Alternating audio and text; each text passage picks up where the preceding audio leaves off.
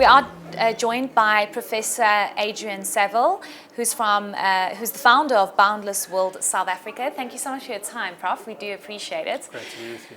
I think the big question happening at the moment is how do we make sure everyone is financially included? And looking at the systems up in South Africa, I mean, many would say we are lagging a bit behind. How would you say this needs to be addressed, and urgently so? So financial exclusion isn't specific or unique to South Africa. It's sadly, tragically, a universal feature. Amongst adults around the world, estimated that more than 1 billion are locked out of the financial system. And so, who holds the key? And of course, it is the financial services industry that holds the key to inclusion. And it's tempting to think that, inclusion is about getting a bank account. The argument that I've made at the PIPC conference is that it's about much more than that. That a bank account that perhaps is just the door. Now that the financial service industry has unlocked that door, and what sits on the other side of the door, of course, is a transactional bank account. But if I confiscated from you your credit card, you might suddenly learn about how difficult it is to do anything online, or book travel. That if I took away your short-term or long-term insurance, what would that mean? And ultimately, what financial inclusion is about building wealth. It's about building a balance sheet, not just participating in transactions. And so that means having access to investment platforms and wealth platforms. So that's the ultimate prize. And then, if the key is held by the financial services industry, then begs the question, sort of, what are the rails to sort of play on the payments term, but what are the rails that facilitate that?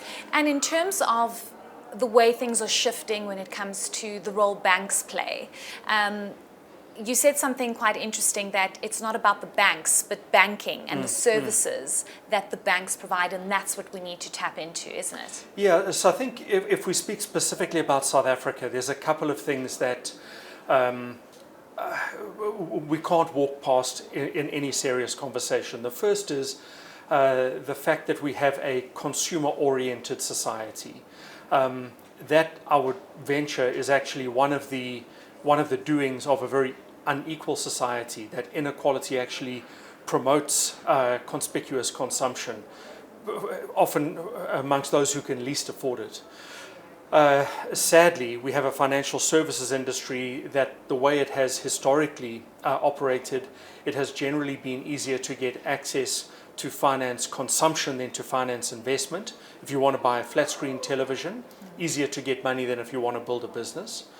So I think that that's a moment for introspection in the industry. And then we have terrifyingly low financial literacy. This country is scarred, characterized by financial illiteracy. And let's move over to the issue of geopolitics. I mean, you can't separate what's happened globally. Sure. And how that affects the payment network ecosystem globally, especially our relationship with the US and the fact that we are more aligned, obviously, with BRICS. How do you think that affects the whole payment network system for South Africa and Africa? So evidence of country fragility or country reliance was given when you looked at the disruptions that happened under Russia's activity in Ukraine and the implications for their access to payments globally. What was striking in all of that was the speed with which they were able to reposition. So that shouldn't be lost on us. I think there is a bigger question. So without walking past the point, this is a critical part of any modern economy. You have to have an efficient, transparent, reliable payments infrastructure. But there is an element behind that that says, and who controls it or who owns it.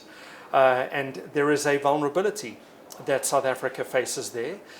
In our panel conversation with Justice Malala, it was evident that South Africa has possibly put itself into an awkward position, and that too is a moment for introspection, for us to think very hard about our vulnerability and fragility in this circumstance. And in closing, what would you advise to the regulators and the banks, especially when it comes to prioritizing South Africans to ensure that we're all financially included, but also the access to the service, the point that you made about if you take my credit card away, how will I be able to transact online? And that's where we're moving to. If you had one piece of advice to give our regulators or banks in South Africa about that.